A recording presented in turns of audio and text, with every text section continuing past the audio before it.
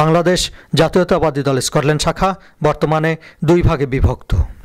আগামী 12 মার্চ ঢাকায় বিএনপির চলো চলো ঢাকা যায় মহাসমাবেশ উপলক্ষে আহ্বায়ক আব্দুর রহিম জাকিরের নেতৃত্বাধীন অংশটি একটি সভার আয়োজন করে স্থানীয় একটি রেস্টুরেন্টে। সভায় বক্তারা বর্তমান আওয়ামী লীগ সরকারের শাসন আমলকে দুঃশাসন অভিহিত করে এই মহাসমাবেশকে সার্বিকভাবে সফল করার আহ্বান জানান। 12 তারিখে বাংলাদেশ জাতীয়তাবাদী দল চলো চলো ঢাকায় চলো কর্মসূচি দিয়েছে। আশা করি আমাদের এই কর্মসূচিকে সফলতা করার জন্য সবাই এগিয়ে আসবেন।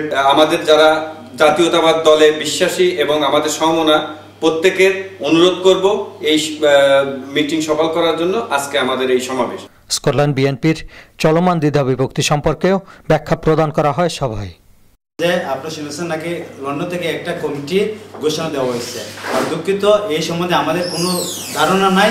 এটা সম্বন্ধে আমরা কোনো সংবাদ সম্মেলন অথবা কোনো প্রিন্টিং বা ইলেকট্রনিক মিডিয়াতে আমরা কোনো খবর পাই নাই। সভায় বক্তারা সাংবাদিক দম্পতি সাগর রনির নৃশংস হত্যাকাণ্ডের তীব্র নিন্দা জানিয়ে দ্রুত তদন্তের মাধ্যমে প্রকৃত সত্য উদ্ঘাটনের আহ্বান জানান।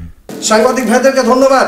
সাংবাদিক ভাই আপনারা যারা আছেন, শুধুমাত্র চ্যানেল এস, চ্যানেল আই না, সারা বিশ্বের যত সাংবাদিক আছেন সবাইকে ধন্যবাদ যে আপনারা এই আন্দোলনে বিপক্ষ নিয়েছেন এবং আপনারা এটার জোর প্রতিবাদ জানিয়েছেন।